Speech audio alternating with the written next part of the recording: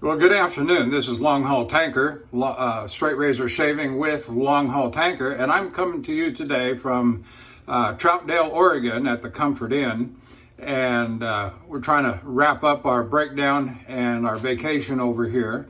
Technically, we finished our vacation on Friday, and as we came in on Friday, we stopped by the shop where the truck is being repaired. And they said it'd still be a little bit longer, and they didn't have a estimated time as to when it would be ready, and that was last Friday. And here we are on Tuesday, the 20th of April 2022 at approximately 12:15 p.m. Pacific time. So that's where we're at. We're still stuck in the hotel, waiting. In fact, my company now, my dispatch manager's called twice over the last, well, more than that, but the last couple of days, and he's trying to line up a backhaul to Garland, Texas, for loading in Woodburn, Oregon, on Friday. And I got to still get the trailer washed out. And so all this is going to take some time, and everybody's trying to get things planned, except the truck's not ready. And there's no ETA on when the truck will be ready. So I've played this game before, and although I am somewhat anxious to get going, I'm not going to worry myself about a truck not being ready and missing a load on Friday. They've had the truck now, today's Tuesday, they've had the truck now for 9 days when I made my delivery a week ago Monday. And after the delivery, took the truck to the repair center, and I told them I was going on vacation. There was no hurry on the truck, but saying that you're not in a hurry for the truck doesn't mean 2 weeks. Anyway, let's go over the equipment for this morning that I'm going to be using, and I've got some remarks to make about some shaving things, and I've got some remarks to make about the vacation and just the real good time that my wife and I have had up here, and we'll say more about that as we go on. But I'm using my Taylor Eyewitness mint condition, beautiful razor for a company that went out of business, if I remember my history correctly, in 1924, or maybe it was 1934. But be that as it may, 1924, 1934, to have a razor survive in mint condition, no staining, no rusting. I put a conical edge on it, a finish, took it up through the progression of the Shapton glass stones from 1K, 2K, 4K, 8K, and jumping to conical. And for our soap this morning, we're still using the Glacial Lemon Chill by Stirling Soap Company. And it's sure getting a workout over these. I've been gone from home almost 3 weeks now. And that's okay. And for the brush, we're using the QED Select Manchurian Silvertip Badger 28 millimeter in faux horn, and it's just an absolutely beautiful and wonderful brush. It is so soft you wouldn't believe it. Wouldn't believe it.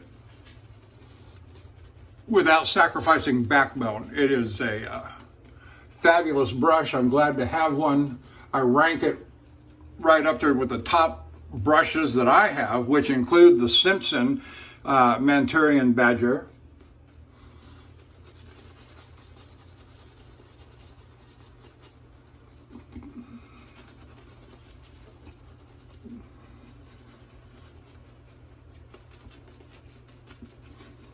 And I've overloaded the brush, as I usually do, because this particular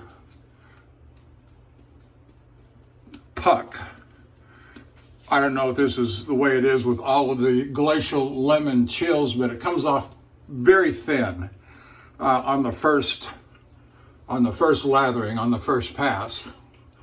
It does thicken up as we move along, and we try to keep it well hydrated.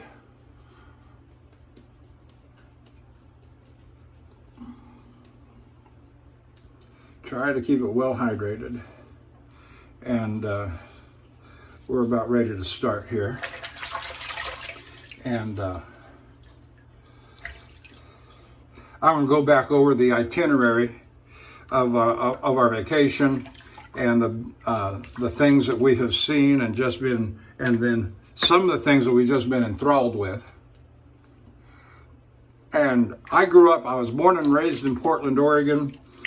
I'm 62 years old. In 1959, I was born here in Emmanuel Hospital in downtown Portland, and lived here until I was 19 years old, got married, moved away to Nebraska, and went to college, moved back here for a short period in 1988 to 89, and that was the last time I lived here for any duration. And I have visited here maybe a half a dozen times since then, the last 4 of which have been on loads, driving a truck with my company. And I've seen my daughter, and I've seen my high school buddy, and that's kind of where we'll pick up the conversation. When I made my delivery on Monday, at the same time my wife was flying in from Houston to Portland. I got this all cleared with the company, so we're not trying to hide anything. And got this all cleared with the company that I would take about 4 days off. After I made my delivery, the wife was coming in. So here we go. Taylor Eyewitness.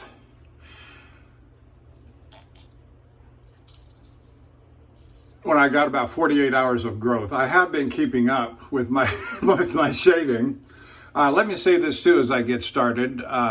If you're watching me on YouTube, thank you.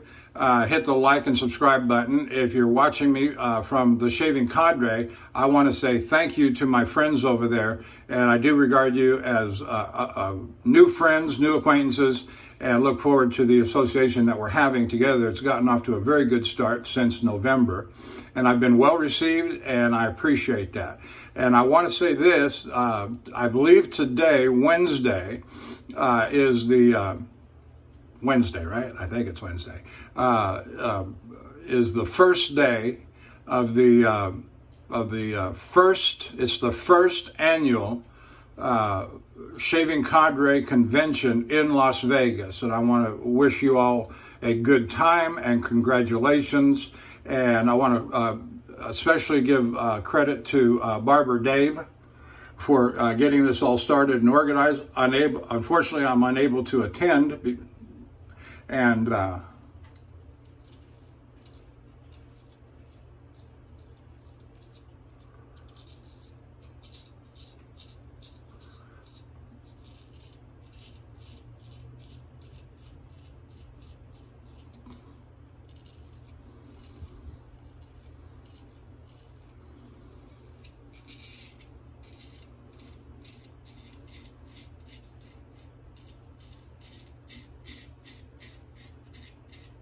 I know Bill M is going, and I want to wish you a good time at the convention. I'm not sure about Matt, Luke. I don't remember those numbers, Luke. Sorry, Matt. Sorry. I don't remember those numbers, but Lukey over at the Shaving Cadre, also known as Matt, and Scuttle Soap. If you're going over there, have a good time. I don't know if you're going or not.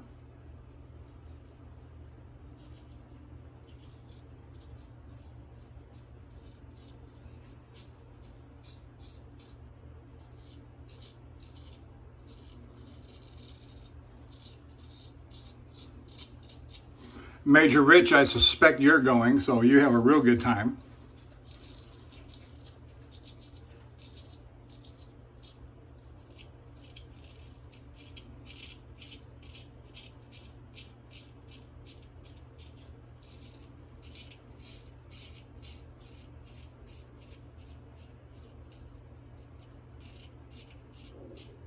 and Nurse Dave.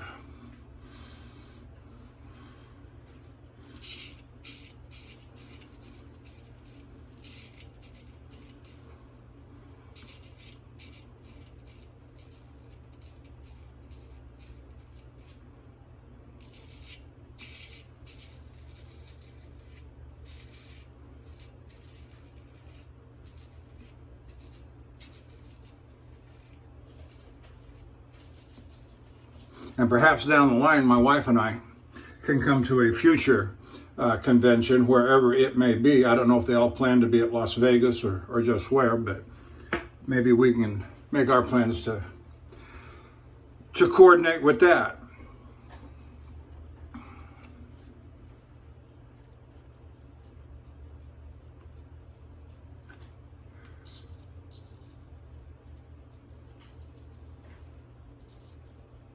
And so my wife, flew in on the Monday of delivery a week ago, 10 days ago.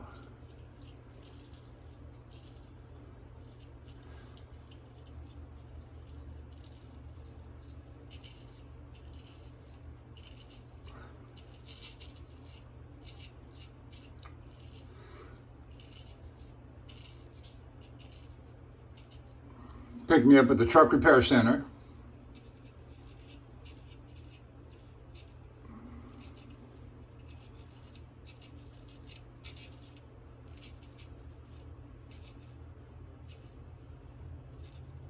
And the guy at the truck repair center, he says, how long can I have the truck? Because most of the guys go in there, want it fixed, they want to get in, they want to get out, they want to get back on the road. I said, look, I'm taking a vacation, my wife's flying in, and you can have it until Friday. Can you have it fixed by Friday? I think so. And so we stopped as we went for our vacation, and I'll tell you about that. But as we came back in, we stopped there on Friday on the way in, and it wasn't ready.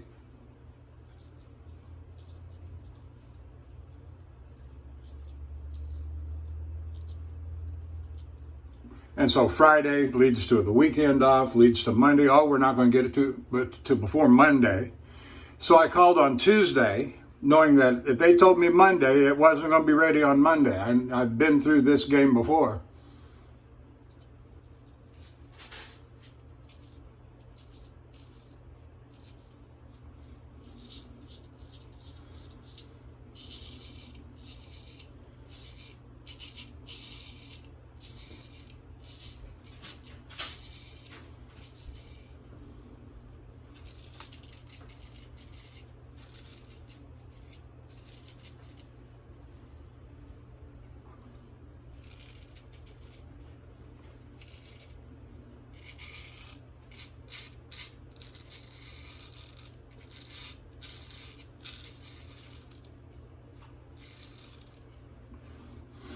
And so I called on the truck yesterday, Tuesday, at about 2, 3 o'clock in the afternoon, and they hadn't even started on it yet. And I said, well, when's it going to be done? When can you say it's going to be done? Well, in a couple days. And what do you say to that? I said, you've had the truck since last Wednesday, I need to get going.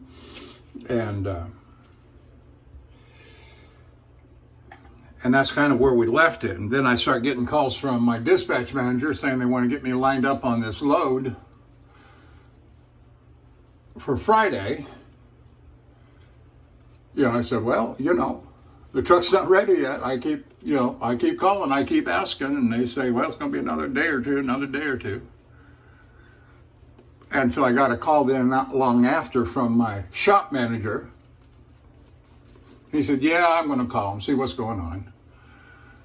And, the longest I've been in a hotel on a breakdown is 21 days.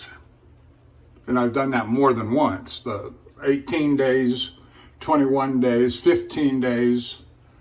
And so it's not unusual that these things drag on.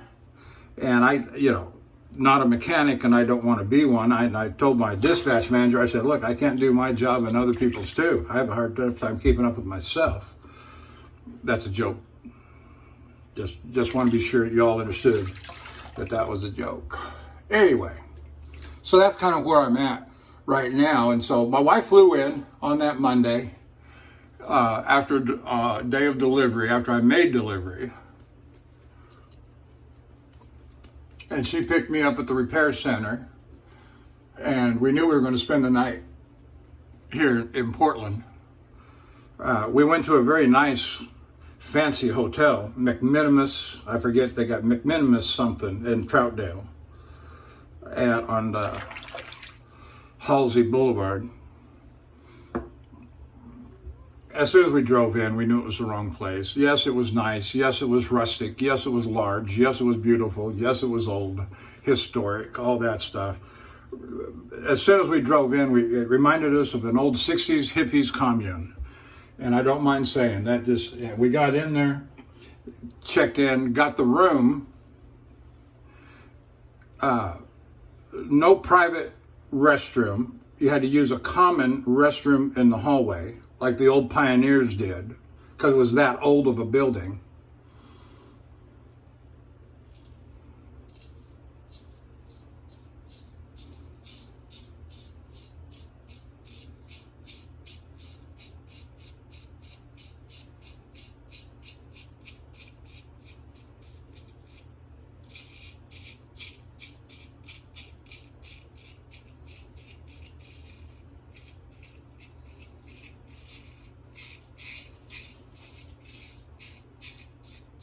No internet, no telephone. I don't even think there was room service. So we looked at the room, we got to the room, looked to the, and we walked out. We walked out. We ended up at a Comfort Inn for that. And this Comfort Inn that we were in that first Monday night, and then the duration after we got back,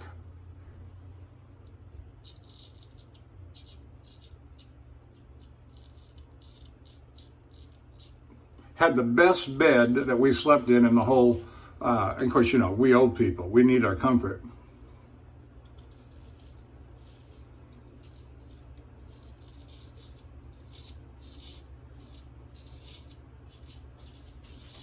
And so on that Tuesday, after we got up the next morning,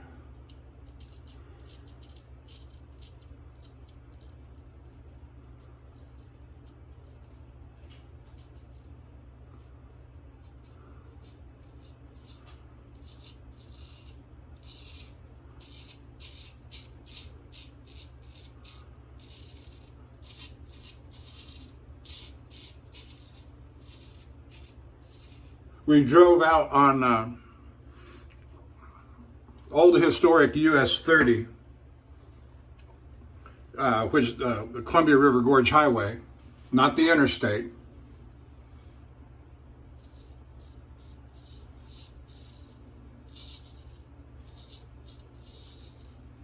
And we drove to the Vista House at Crown Point. When I was growing up here, we just called it Crown Point. Because with the penchant of changing names to everything these days, I don't know how long that's been changed.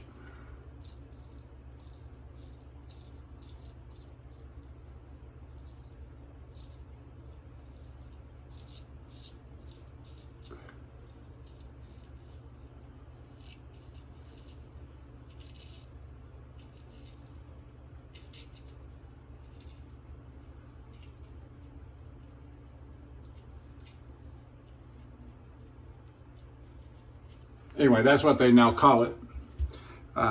Vista House at Crown Point, and lovely view. I've posted some pictures to the Shaving Cadre at my webpage there. And I've gotten some nice reviews and comments, and I say thank you for all that. Then we drove on over to Multnomah Falls, and we walked the pathway up to the bridge that you'll see in the pictures. And if you're familiar, you can look it up on the internet, of course. We walked up to the first bridge. And one thing I noticed while I was up there is that there is another path that goes up to the very top of the falls. And growing up here, we never walked it up. We just, of course, now we're old. And the inclines are quite steep. and we did not walk it this time. But what I did notice is that the path was much more clearly defined, much more modernized, and so, you know, if I'd been 30 years younger, I might have walked up that to the very top. But nonetheless, we had a good time there, good pictures, and this was on the Tuesday, so. And then we drove back by my old house that I grew up in. I lived in the same house from about 1962 to 1979, and showed my wife where I grew up and where I went to high school, where I went to elementary school, and she did the same for me some years ago when we visited in Mississippi.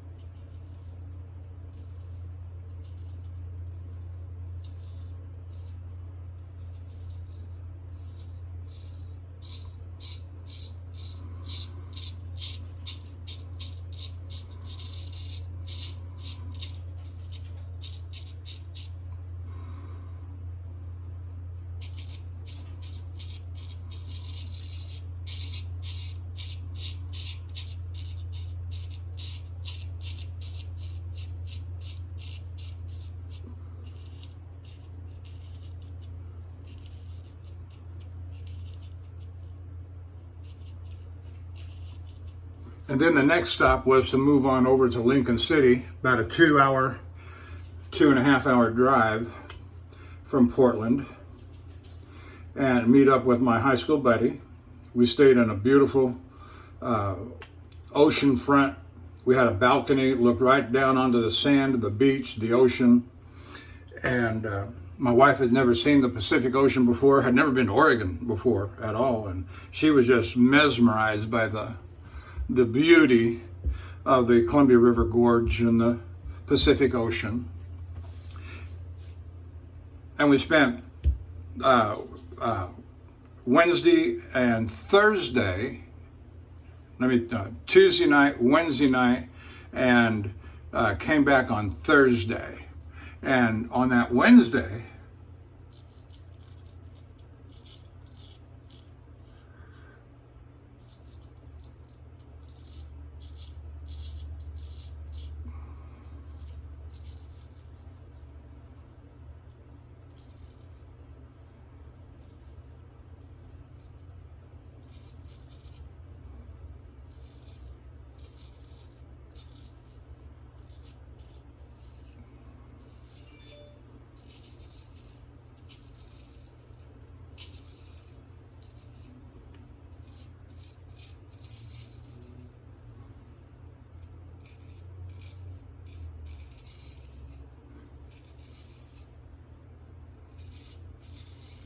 that was the first time my high school buddy met my wife, and had a very good time.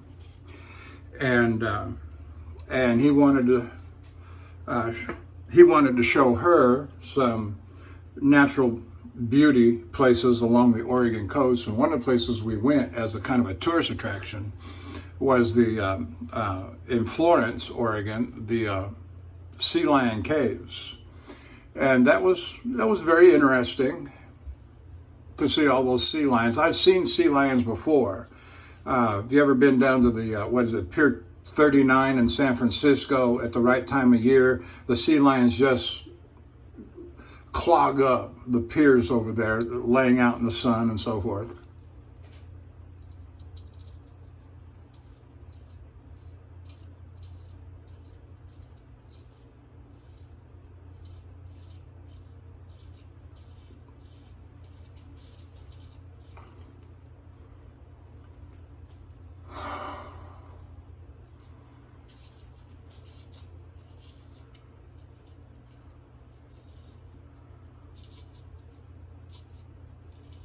But the Sea Lion Caves at Florence, Oregon have the distinction of being, I think it said, the nation's largest sea cave, and It's a very popular location.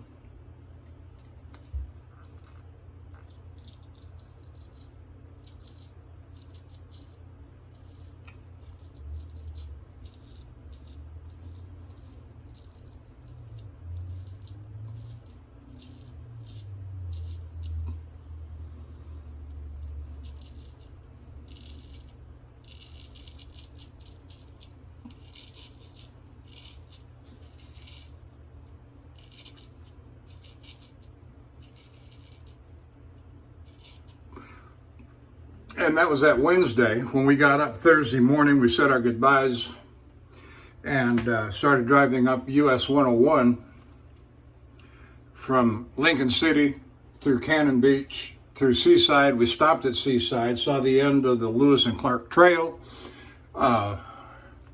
We had lunch. We did some shopping on Broadway, which is the central drag through Seaside, Oregon, where all the shops and entertainment venues are.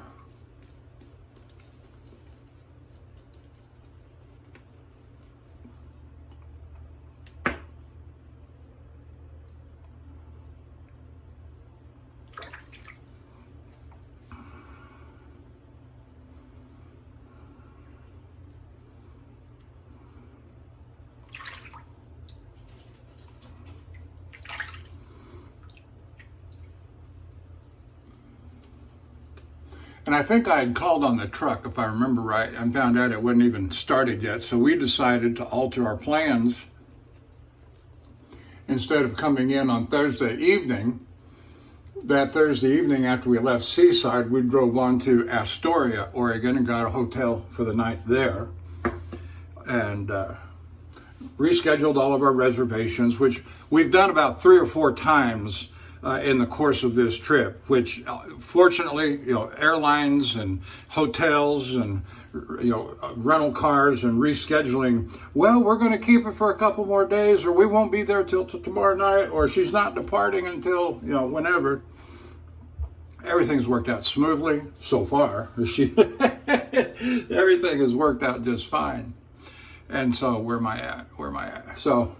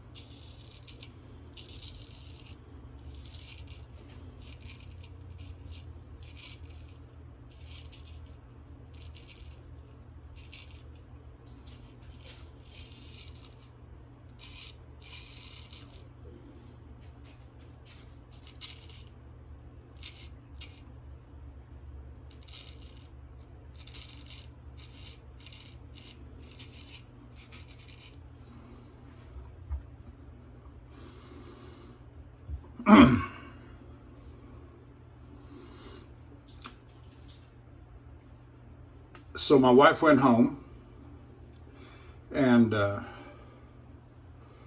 that Saturday, that's fine. And I've been here in the hotel. I've learned a long time ago too, you don't call these mechanics saying, when is it done yet? Is it done yet? And it doesn't do any good to rile people up and that sort of thing. It tends to do that. And now my dispatch manager is trying to get me onto this Friday load out of Woodburn, which is fine, but like I told him this morning, I said, I can't do my job and other people's too. I know, he said, I know. I called him yesterday after I made that call at about 2 o'clock on the truck, and gave him the update, and he calls me and says, what's the word on the truck this morning? What? It ain't changed.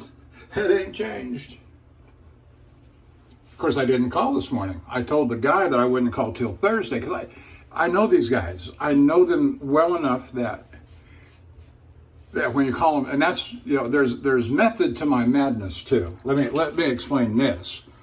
The real thing that a truck driver is up against anytime he's on the road, and especially when he's broke down, the truck's out of service, and you're waiting to get it back into service so that you can get going. What you don't want is to have them call you at 3 or 4 in the afternoon and say, your truck's ready, come and get it. Yeah, I'll be there in the morning, thank you.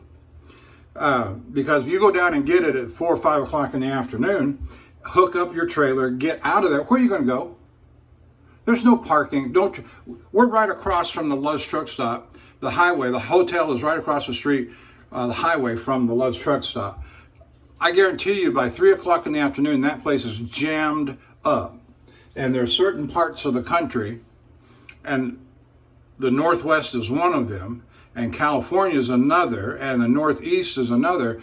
There's not nearly enough truck parking to accommodate the demand. And so when's the best time to go into a truck stop in high volume area or low parking area? And that is early in the afternoon. And so you get out on the road,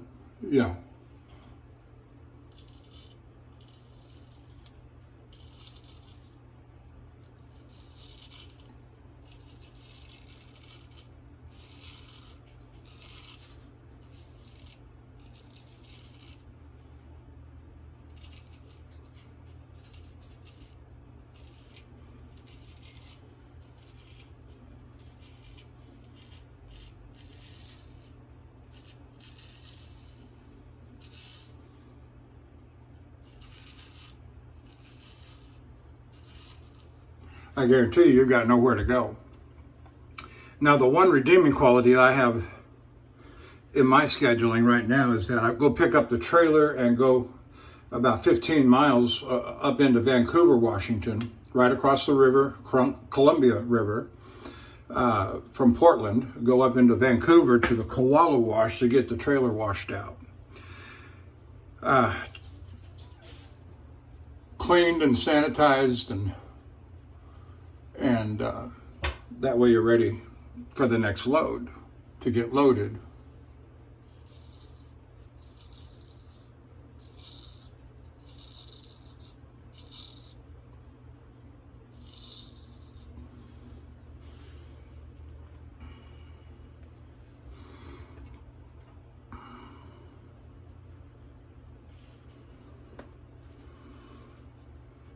And hopefully they got ample space. And I looked at the satellite map, and it looks like, it's a large size koala wash with lots of parking. Then the question becomes, is it jammed up? Is it low? Because satellite don't give you live time pictures. So you got to time this stuff, not just, we want you to be there at 6 o'clock. We want you to be there at 8 o'clock. We want you to be, okay, is there parking? Where am I parking the truck? Oh, you'll work that out when you get there. Okay, you want to let me work it out? I'll work it out. Yeah.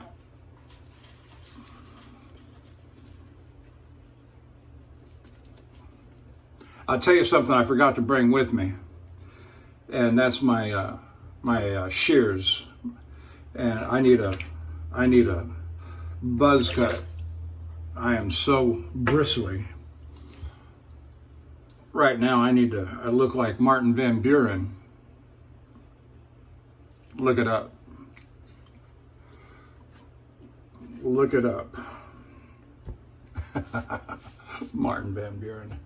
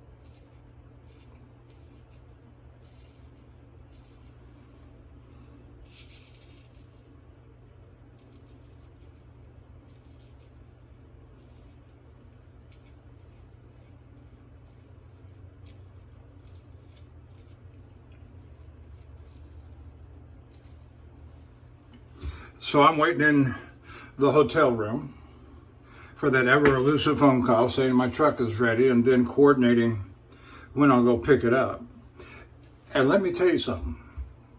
We did our shopping and we had a good time, and I think I have bought a partial ownership in the Pendleton Woolen Mills and Coach purses. Yeah, partial ownership.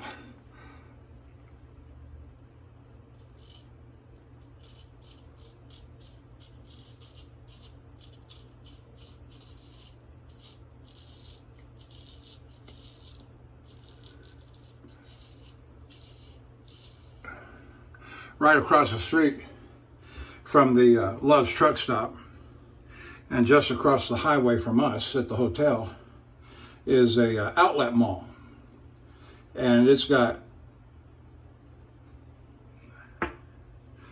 the Coach purse outlet, it's got the Pendleton Woolen Mills outlet, it's got a Columbia outlet, it's got Eddie Bauer outlet, it's got stuff.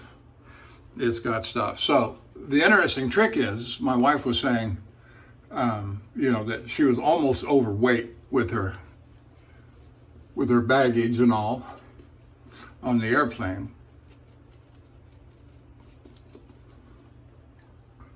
So I'm taking back quite a bit of stuff from her luggage to make it simple for her. I mean, there's no reason that she has to carry all that back when I can carry it in the truck. But now I've got all that extra baggage from the stuff that we've purchased, which is fine. I'll make a place for it, but it's going to make my cab very tight. I don't know where to put all that stuff. That's okay.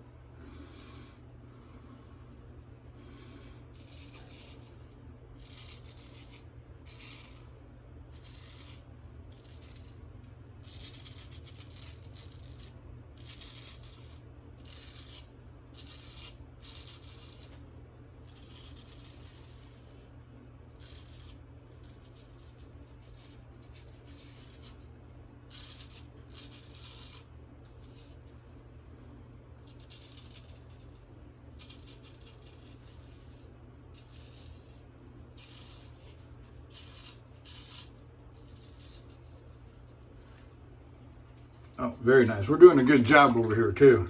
This Taylor Eyewitness is doing a fabulous job, as is the brush and the soap. But let's shift our focus. I want to talk about getting into straight razor shaving or wet shaving. More general statements than specifics. But I don't know. These things come up from time to time on the forums. The shaving cadre is no different. New guys come in and say, what about this? What about that? And there's a lot of things that come along that are of recent origin, that are kind of faddish, and they get a following, and they rise and they fall. And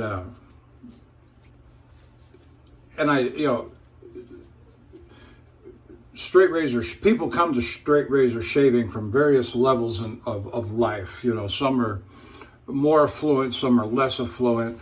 I'm 62 years old, and I have been doing this for about 7 years, but even then it took me some time to, both in income and savings, and it just takes time to get to a point where you can buy a $400 Simpson Manchurian shaving brush from Simpson off the internet, and they mail it to you, and spend $350, $380, whatever it was, and say, yeah, I can do that.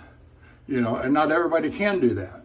And it takes time. If you're, 20 something years old or even younger, and you're just getting started and you can't afford a $400 Arkansas that you want, or a $350 caudicle. I don't know what the cauticles, when I talk about, so I'm always talking about the 8x3x1. Anything less than that, you're just, yes, you're shorting yourself, in my opinion. They're easier to hone on. You may go with a vintage razor that a little beat up and doesn't have, it's not as nice as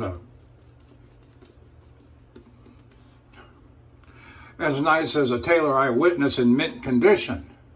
And I got this on the cheap, I will say. I got a good, I found it, I bid on it. Nobody else was bidding on it. I got it for a very good price, less than $100. If I were to turn around and sell this today, I wouldn't, that's just me, I wouldn't let this thing go for, less than $500. All right, where am I at? I did this, okay.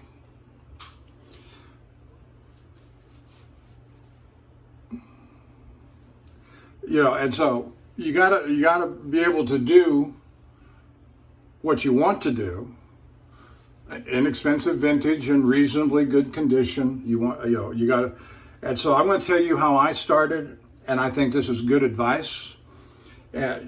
Number one, stay with the trusted products, those that have been around for years and years and years, and they've got a long written history on the various forums that you can read about them. They're not particularly controversial, this came up in a discussion on the Shaving Cadre about the IRL. I think I said that right. I don't have one. I have no experience with one. I'm not going to comment on it, other than to say I saw this come up about 4 or 5 years ago. I went over and looked at them on the website, and I said, nah, yeah, they're not expensive, but I took a risk on something one time. And it's okay, I bought a Zulu Gray. They were real fattish about 5-6 years ago. And it performs as a ultimate finishing stone. It performs very well. It wasn't very expensive.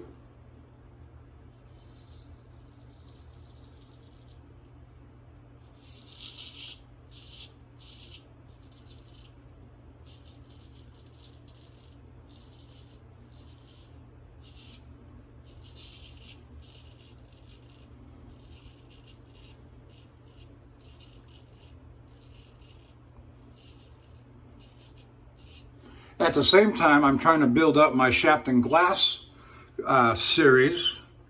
I got the 5, they do sell them in these partial sets. You get a 500, you get a 2,000, you get a 16,000, then you fill in the gaps. You buy another set that's got the 1,000, 8,000, whatever, and you fill in the gaps and buy them. So I've got the 500, the 1,000, 2,000, 4,000, 8,000, 16,000, and the 30,000. And I've got the honing stone holder. I'd like to get the basin that goes with it. That's kind of cool. But it's $400, and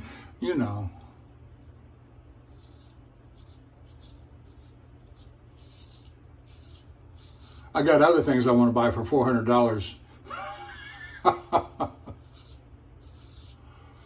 And so that's low on the priority list.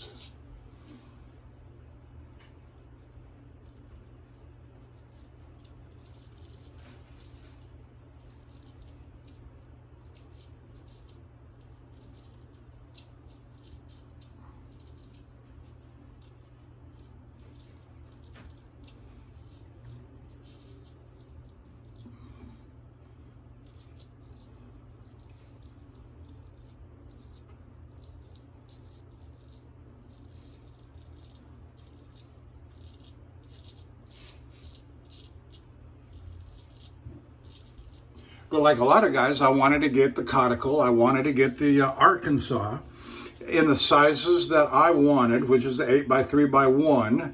I did compromise on my initial purchases with the Arkansas to go, instead of 1 inch thick, to go with a 1/2 inch thick. And they work fine. I've got two. I've got a Dan's Whetstone hard black, otherwise known as surgical black, in an 8x3x1/2. And then I ran across a couple years ago the Norton translucent,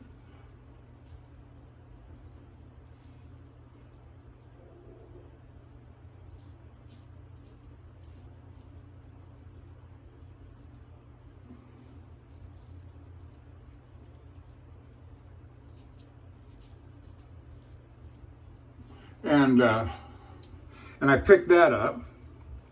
I'd recommend to everybody that's interested in the Arkansas stones, go over to Dan's Whetstone and read all of their historical and technical stuff on Navacolite and the rating system with the GS rating system. That's essential for anybody that's going to use an Arkansas stone as a finisher. The high-end surgical black, translucent, and true hard, let me emphasize true hard, is a viable alternative to, and less expensive than the translucent or surgical black, and is equally rated as a 2.5 plus on the GS scale.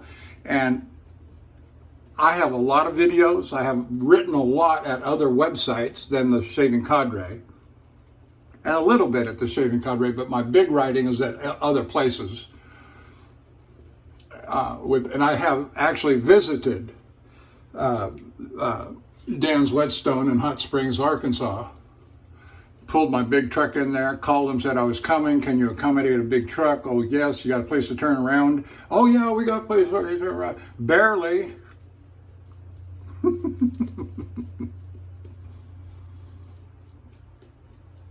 But I got turned around and got out of there when it was time to go. Wonderful people. And met Mr. Dan himself, and met his son, Steve. He's the one who took me on the grand tour, answered all my questions. Now, they're not straight razor people, so if you call them about straight razors, they're not going to know nothing. They're not going to know anything about their stones' usage. They know that they are used, but they know nothing about the practicalities of how we use them on the straight razors. Anyway, now here's my general recommendation for beginners. You're just starting out.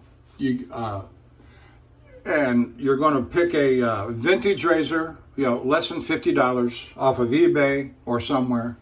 It's in good condition. The seller promises that it's going to be shave ready, maybe, maybe not.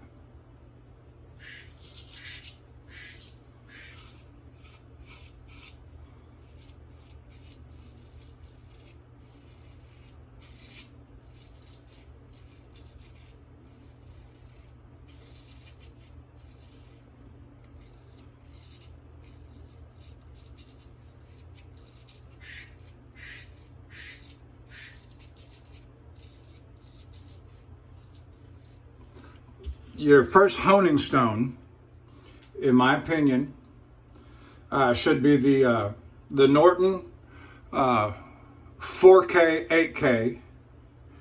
You can set a bevel. You can set a bevel on a 4K. It may take a little more work than a 1K, but you can do it. And it's an inexpensive stone. And you can certainly finish it to shave ready on an 8K, the reverse side. So it's double-sided.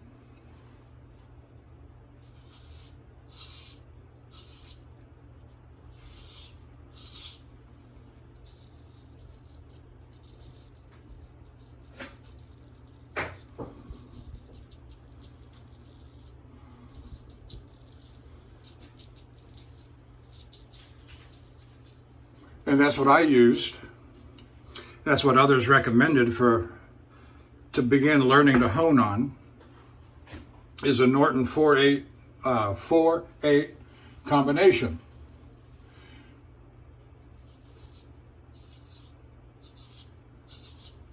And that'll, I don't know what that costs, $60, $80, I don't know.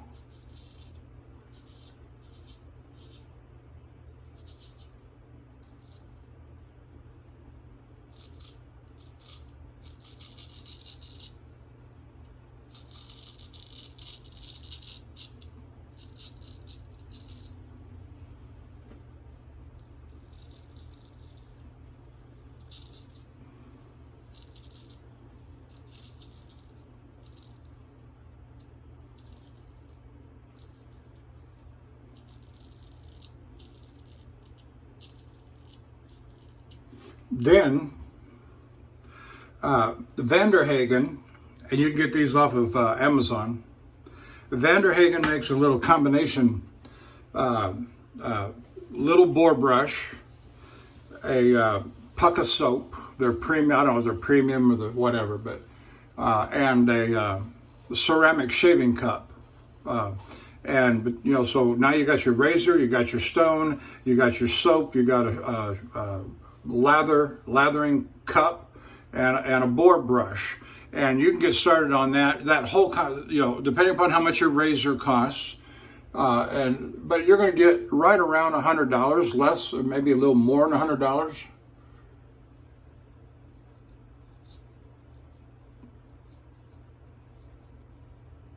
For that starter set, but that'll get you in, that'll get you started.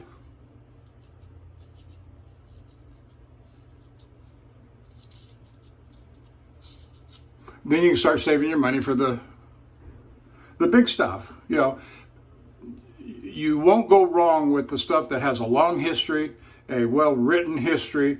Yes, you're going to spend more for it, but you'll be happy. Trust me, you'll be happy with some of this new stuff, experimental stuff. After 100 years, after 100 years, maybe some of these things will actually, you know, but just take the Zulu Gray, for example. Where's Michael?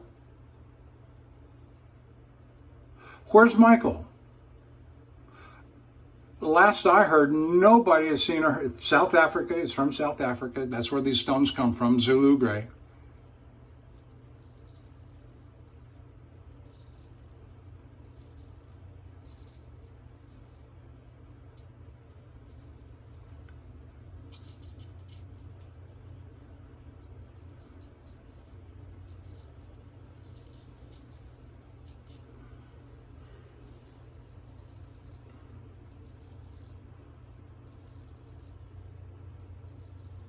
He's disappeared.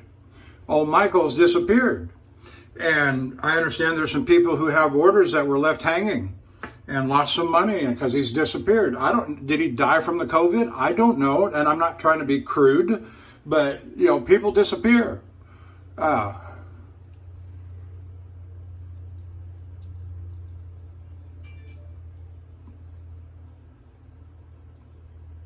heard that he bought the rights to Wade and Butcher. He came out with the t-shirts and the baseball caps and came out with all these designs of what these were going to look like. And they were going to be patterned off of the originals, the razors.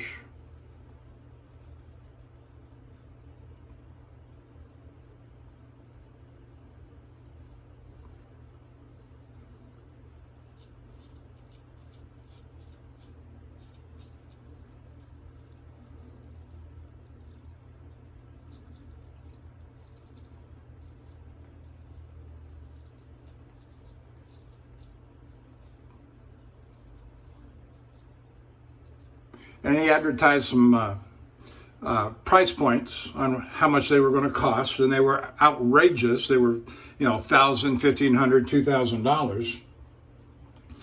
And he got a lot of criticism for that, but not long after that, he disappeared. Disappeared. So the new, you know, the stuff that comes out, you know, I remember reading,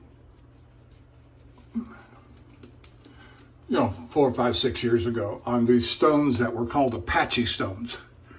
Beautiful stones. Nice flaming red southwestern Santa Fe kind of colors. Yeah, but you never, those things that come out like that, they last for about a flash in a pan and then they're gone. Dan's Whetstones, in particular, sells wonderful stones. They've been around forever. His son, Steve, is set, if I were to guess, he certainly sounded like it.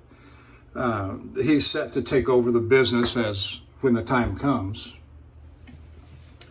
But don't get carried away with the stuff that's the flash in the pan. If you're a new guy and you got a limited amount of money, stay with the good stuff. Yes, it's going to cost more, but it's stuff that's been around forever, from people who've been around forever, who have companies that are set up to continue on after the primary has departed the scene.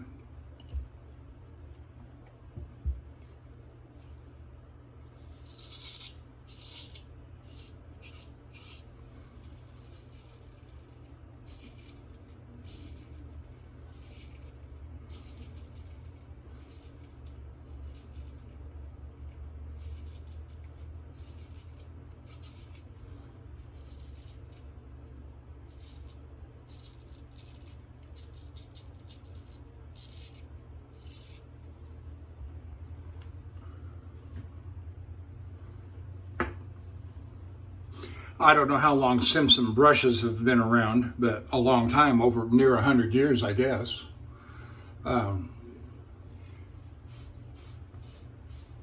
Whether they're the best or not, I don't know. If they're the best, this $80 QED brush that I'm using this morning,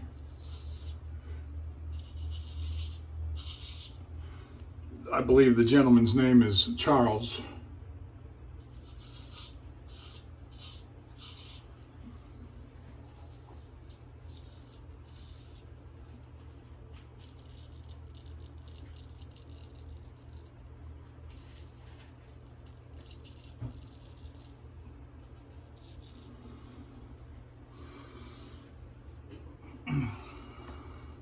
He's also the website is QEDUSA.com, and they're I believe they have the exclusive American rights to the Savile Row brand as well. And I've got a nice Savile Row. But you're not going to go wrong with these companies that have been around. And most of them have guys that you can actually pick up the phone and talk to. I've talked to Charles at QED a few times, exchanged emails with him a few times.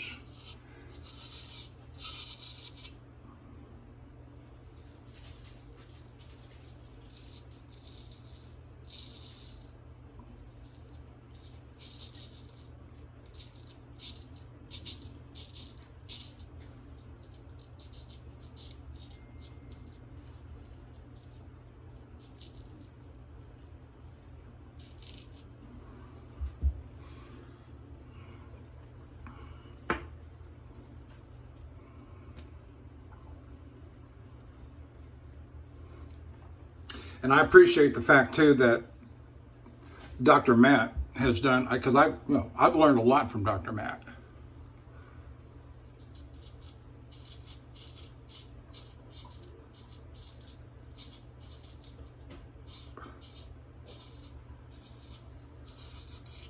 And I appreciate the fact that he gives a good review on this IRL.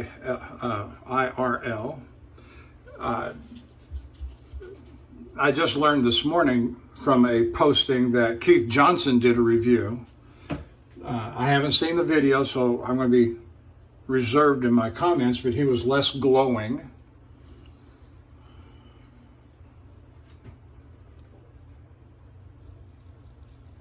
But Keith Johnson's somebody I respect, and I've learned an awful lot about Arkansas from him.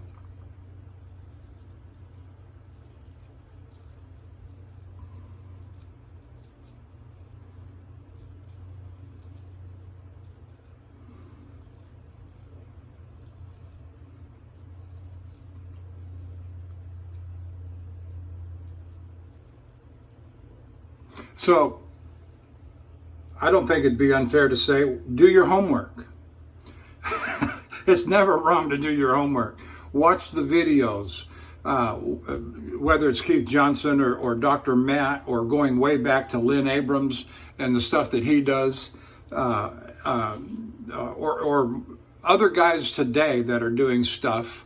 They may not be as well known, but anybody puts out a video thinks he knows something, whether he does or not, but you can watch it and make your own determinations.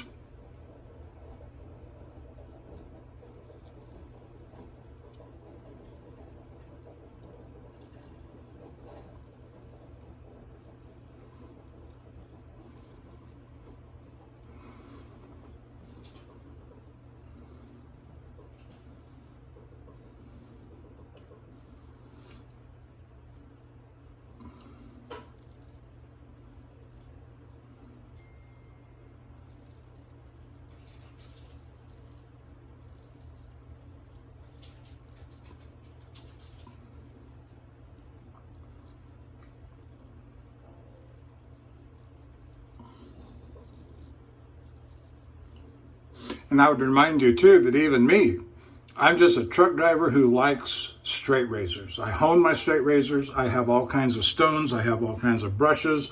I do not profit by anything other than my driving. And so I'm just a hobbyist up here doing this with, 7 years experience, whatever that's worth.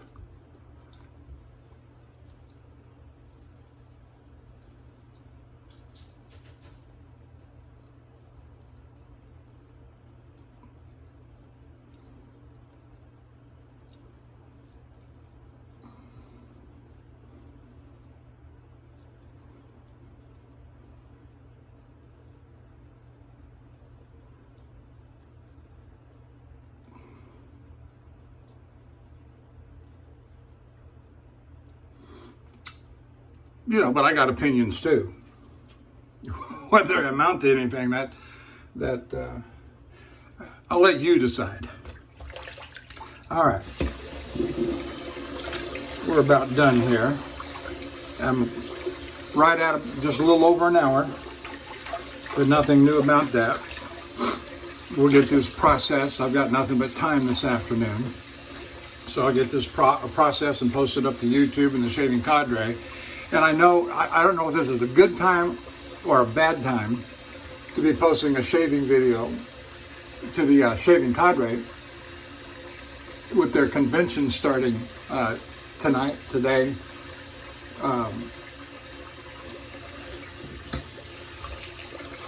I do know they're having some, Shaving Cadre is having some sort of live broadcast on YouTube and from theshavingcadre.com.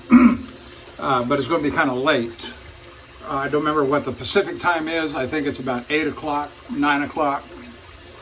And then it gets later, you go east. So I'm glad I'm in Oregon.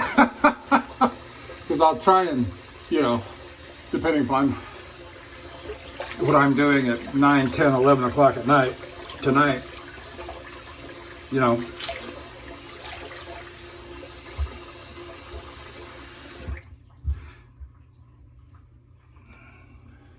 wishing all of those guys the very best in their convention in Las Vegas. All right, I'm going to go to the side over here so I can see a little bit.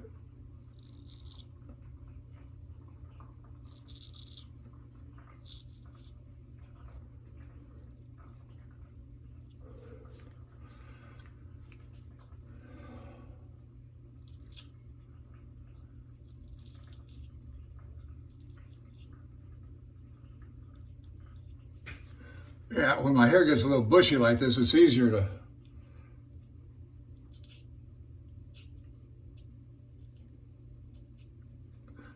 cut the lines.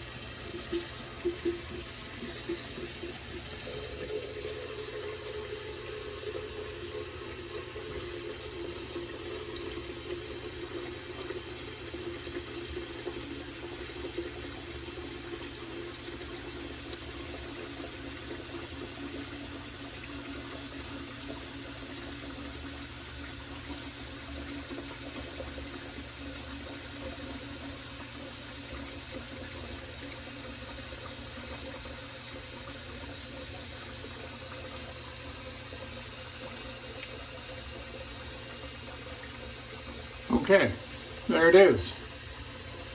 As bushy as it is. You see the resemblance between me and Martin Van Buren? All right. All right, we're done. I'm going to shave my head off camera. And so I'm wishing the very best to the Shaving Cadre in Las Vegas. And if you're watching me, whether it's at the Shaving Cadre or YouTube, I say thank you. And we'll see you next time down the road. I'm sorry it's been so long since I posted a video. But other things come first sometimes. Talk to you later.